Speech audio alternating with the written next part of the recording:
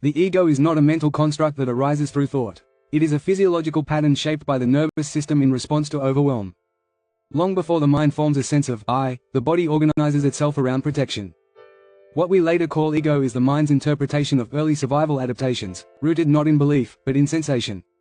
When a child encounters experiences that exceed their capacity to process, the nervous system contracts to maintain coherence.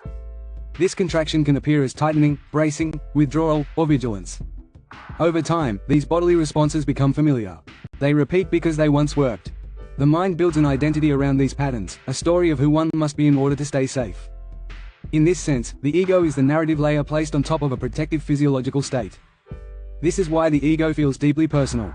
It lives in breath patterns, posture, muscular tension, and subtle holding throughout the body. The ego is not an enemy or a flaw in consciousness. It is an intelligent strategy that once ensured survival. It persists not because it is wrong, but because the nervous system remembers moments when openness felt dangerous. Understanding the ego as a physiological pattern changes how awakening unfolds. The ego cannot be dismantled through force, insight, or willpower. Protective patterns soften only when the body feels safe enough to release them.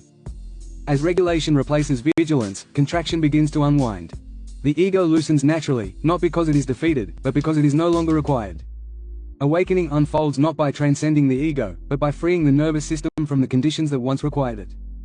Trauma does not merely shape memory or emotional response. It shapes identity itself. Not because of what happened, but because of what the body had to become in order to survive what it could not fully process.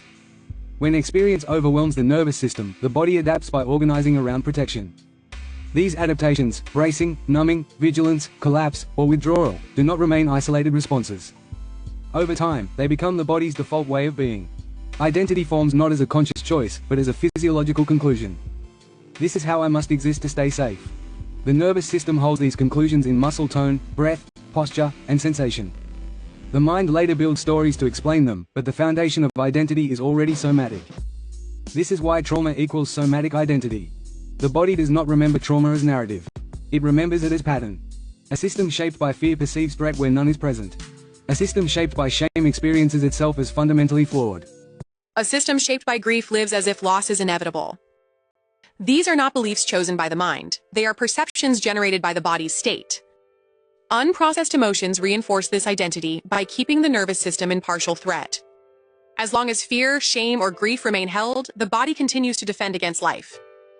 Identity persists because something is still being protected. Healing is not the creation of a new self, but the unwinding of the one the body had to become. As emotions are felt and released, the somatic foundation of identity begins to soften. When nothing is being defended, separation cannot sustain itself. The sense of self returns to spaciousness, coherence, and presence. The nervous system is not designed to perceive truth, it is designed to ensure survival. Its primary directive is not accuracy, insight, or spiritual clarity, but protection. Before the mind evaluates meaning or reality, the nervous system continuously scans for threat. It is constantly assessing whether the present moment feels safe enough to remain open. When safety is uncertain, perception itself is altered. This is why the body can remain braced even when circumstances are no longer dangerous. The nervous system does not update through logic or explanation. It updates through experience. If past conditions required vigilance, contraction, or withdrawal, the system continues to organize around those patterns. The body responds not to what is, but to what was. From this state, perception becomes distorted, not because the mind is faulty, but because physiology is prioritizing safety. Neutral sensations are interpreted as threat. Stillness feels unsafe. Openness feels exposed. The ego builds stories to justify these reactions. But the source of distortion is somatic, not cognitive. The nervous system is doing exactly what it was designed to do: prevent overwhelm. This is why insight alone rarely produces lasting change. Truth cannot be integrated by a system still organized around survival. A dysregulated nervous system cannot receive reality clearly. It is too busy preparing for danger. Only as the body experiences safety does perception begin to recalibrate. When survival no longer dominates, the nervous system relaxes its grip on control. Vigilance softens, sensation becomes tolerable, presence becomes possible.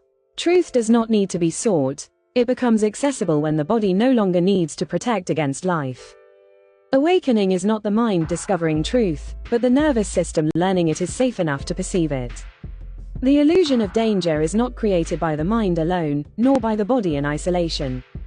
It emerges through a continuous feedback loop between the nervous system and the ego. The body initiates the loop through contraction, bracing, tightening, vigilance. This happens when threat is perceived based on past experience. The ego then interprets these sensations and assigns meaning to them. It constructs a story that explains why danger must be present. This loop is subtle and self-reinforcing. The body tightens. The ego narrates. The mind believes. And the body responds as if the threat were confirmed. Over time, this choreography becomes automatic. Sensation is mistaken for reality. Contraction is interpreted as truth. The nervous system reads its own activation as evidence that something is wrong. And the ego provides an explanation to justify that state. In this way, danger feels real even when it is no longer present. The illusion persists not because of faulty thinking, but because protection is still prioritized. The nervous system prioritizes safety, and the ego organizes perception around that priority. Together, they create an experience where neutrality feels threatening, stillness feels unsafe, and openness feels risky. Awakening begins when this loop is brought into awareness. Not to dismantle it, but to interrupt it. When sensation is met without immediate identification, the body receives new information. Presence interrupts the automatic cascade. The nervous system begins to learn that it can remain open without harm. And the ego's stories lose their urgency. As this loop softens, the illusion of danger dissolves on its own. Not because danger is disproven, but because the body no longer needs to prepare for it. When protection relaxes, perception clears, and reality can be met directly, without distortion, without defense, and without fear. Awakening does not occur through force, effort, or the accumulation of spiritual insight. It unfolds through the gradual softening of the survival loop. This loop is the automatic interplay between the nervous system's impulse to protect and the ego's stories that justify that protection. It operates beneath conscious awareness, shaping perception, emotion, and identity. The body contracts in response to perceived threat. The ego interprets that contraction as danger. The mind reinforces the interpretation. And the body tightens further. Over time, this cycle becomes so habitual that it feels like reality itself. Awakening is not a dramatic transcendence of this pattern. It is the slow, steady unwinding of it. Softening begins when awareness enters the loop without resistance. Noticing contraction without identifying with it interrupts the automatic sequence. When the body is met with presence rather than urgency, it receives new information. It is possible to remain open here. Each moment of staying present with sensation, emotion, or impulse loosens the loop. As the loop weakens, the nervous system begins to discover new options. Breath replaces bracing. Sensation replaces numbness. Response replaces reaction. The ego's narratives lose their authority. Not because they are argued against, but because physiological alarm no longer dominates. Awakening is the nervous system learning that it no longer needs to protect against life. As survival gives way to regulation, openness becomes possible. What emerges is not a perfected self, but a truer one, shaped by presence rather than defense, and grounded in lived safety rather than fear. The ego was never the enemy. It was the body's earliest expression of care. Every contraction and moment of vigilance emerged as an attempt to protect the system. These responses formed around experiences that once felt overwhelming. What we came to call identity was the mind's interpretation of these protective strategies. The ego was born from necessity, not error. Over time, protection becomes limitation. The nervous system continues to respond as if past conditions are still present. The ego reinforces this by generating stories that justify vigilance and control. Together, they maintain the illusion that safety depends on guarding against life. Awakening does not occur by dismantling these patterns through force or judgment. Protection cannot be argued away. It can only soften when the body learns it no longer needs to brace.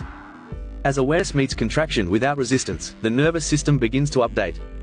The survival loop loosens. What once functioned as defense gradually transforms into presence. When protection relaxes, the body no longer prepares for impact. Breath deepens. Sensation becomes tolerable. The sense of self becomes less rigid and less defended. Presence is no longer an effortful state. It becomes the natural condition that emerges when vigilance dissolves. In this softening, the ego does not disappear. It is repurposed. The intelligence that once protected now participates in life without fear. Identity loosens, not into absence, but into openness. What remains is not a diminished self, but a more available one, rooted in safety, coherence, and direct contact with life as it is.